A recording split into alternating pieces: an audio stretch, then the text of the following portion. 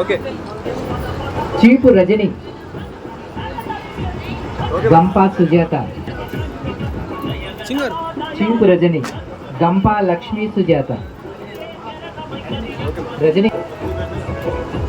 Next గంప మాణిక్యం. Ainampudi John.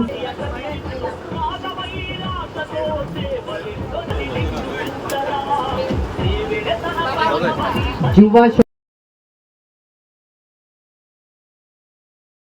మన ఇందిరమ్మ రాజ్యంలో ఇందిరమ్మ ఇళ్ల పంపిణీకి ఇవాళ మొట్టమొదటి విడతగా ఫస్ట్ మన బేతుపల్లి గ్రామంలోనే స్టార్ట్ చేస్తున్నాము. ఈ అవకాశం కల్పించినందుకు మన సీఎం రేవంత్ రెడ్డి గారికి, మన ఉప ముఖ్యమంత్రి వర్యులు బట్టి విక్రమార్క గారికి, అలాగే మన ముఖ్యంగా మన గృహ నిర్మాణ శాఖ రెవెన్యూ శాఖ మంత్రులు పొంగులేటి శ్రీనివాసరెడ్డి గారికి, తుమ్మల నాగేశ్వరరావు గారికి హృదయపూర్వకంగా ధన్యవాదాలు తెలియజేసుకుంటున్నాను. ఎందుకంటే గత 10 సంవత్సరాల కాలంలో గత ప్రభుత్వం ఏదైతే బంగారు తెలంగాణ చేస్తానని వాగ్దానం ఇచ్చి వచ్చారో, ప్రతి ఒక్కరికి నీళ్లు, నిధులు, నియామకాలు అన్న వాగ్దానంతో మనల్ని మోసం చేసి అధికారంలోకి వచ్చారు. కానీ నీళ్ళు ఎవరికి వచ్చినాయి, నిధులు ఎవరికి వచ్చినాయి, నియామకాలు మీ అందరికీ తెలుసు. దొరల పాలన అచ్చంగా ఒక్క ఉద్యోగం కూడా గవర్నమెంట్ ఉద్యోగం 10 సంవత్సరాల్లో రాలేదు. అదేవిధంగా నీళ్లు, మన సీతారామ ప్రాజెక్టు అలా దాన్ని వేస్ట్ చేసి దాన్ని పడవ పెట్టేసేసి ఉన్న డబ్బులన్నీ కూడా 1,00,000 కోట్ల రూపాయలు కాళేశ్వరం ప్రాజెక్టు కట్టడం జరిగింది. అది కూలడం కూడా జరిగింది. అలాగే ఇంకా చూస్తే నిధులు తెస్తామని చెప్పి మంచిగా ఆర్థికంగా బలిష్టంగా ఉన్న మన రాష్ట్రాన్ని అప్పుల పాలు చేసి 7,00,000 కోట్ల అప్పు మన తలల మీద పెట్టి వెళ్ళారు. దానికి ఇప్పుడు నెలకు వడ్డీయే 65,000 కోట్ల రూపాయలు ఇప్పుడు ప్రభుత్వం చెల్లించాల్సి వస్తుంది. ఇదంతా ఎవరి పాపం? ఇప్పుడు చేసి వాళ్ళు పైపెచ్చు వాళ్ళదే పై మాట అయింది. వాళ్ళు 10 సంవత్సరాల్లో చేయలేనిది మనం సంవత్సరాన్నరలో చేసి చూపించేటప్పటికి తట్టుకోలేక కళ్ళలో నిప్పులు పోసుకుంటూ అక్కస్తో రకరకాలుగా నిందలు వేస్తా ఉన్నారు. ఏ ప్రభుత్వం చేసింది 15 నెలల్లో ఇన్ని సంక్షేమ కార్యక్రమాలు? మీ అందరికీ తెలుసు కదా, ప్రతి మహిళకి బస్సు ప్రయాణం ఫ్రీ. అది కూడా వాళ్ళు తట్టుకోలేకపోతా ఉన్నారు. బస్సు వద్దంటున్నారు, మహిళలు అంటున్నారు. మరి ఏ మహిళలు అంటున్నారో మాకైతే తెలియలా. ఏ బస్సు చూసినా మహిళలు ఎక్కుతూనే ఉన్నారు, అందరూ ఉపయోగించుకుంటున్నారు, రష్ ఉంటూనే ఉంది. అది వాళ్ళు జీర్ణించుకోలేకపోతున్నారు. మహిళలకి బస్సు ప్రయాణం వద్దు, అది ఒకట్లాంటి పుకార్లు నమ్మొద్దు. వాళ్ళ చెప్పంగా అబద్ధాలు నిజమైతాయి అన్నట్టు వాళ్ళు పదే ఒకటి చెప్తుంటే మనం కూడా నిజమేనేమో అనే భ్రమలోకి వెళ్ళిపోతాం.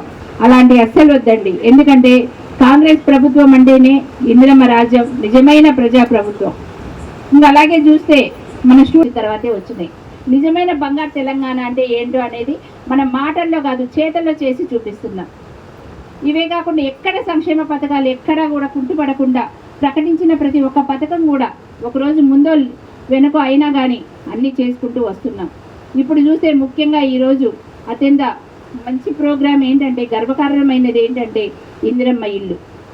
గత 10 సంవత్సరాల్లో ఒక్కరికి ఒక ఇల్లు రాలేదు ఈ ఊళ్ళో.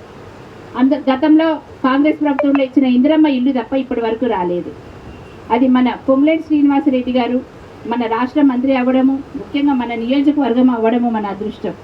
ఎందుకంటే ఆయనకు మన స్థితిగతులన్నీ తెలుసు. ఆయన ఎంపీగా ఉన్నప్పుడు నిత్యం ప్రజల్లో ఉంటూ మన కష్టసుఖాలన్నీ తెలుసు కనుక ఆయన ఖచ్చితంగా మనకి ఇప్పుడు 3,500 ఇల్లు అందరితో సమానంగా ఇచ్చినా కూడా మాది ఎస్సీ నియోజకవర్గము, మాకు ఇంకా కొంచెం ఎక్కువ కావాల్సి వస్తుంది, 10 సంవత్సరాల నుంచి ఎవరికి ఇల్లు లేవు అని మేము స్పెషల్గా రిక్వెస్ట్ చేస్తే, ముందు ఇవి కట్టుకోండి అమ్మా, కట్టుకున్న తర్వాత ఖచ్చితంగా మీకు కొంచెం ఎక్కువే ఇస్తానని ఆయన వాగ్దానం చేశారు.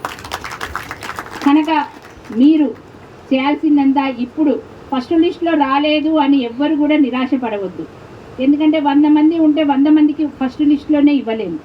ఇప్పుడు ఒక 37 మందికి ఇచ్చాం, నెక్స్ట్ లిస్ట్లో ఇంకా ఇస్తాం, ఆ తర్వాత ఇంకా ఇస్తాం. అట్లా మొత్తం మనము మన పదవీ కాలం అయ్యే లోపల ప్రతి ఒక్కరికి కూడా ఇల్లు లేదు అనే మాట ఉండదు, ప్రతి ఒక్కరికి ఇల్లు వస్తుంది.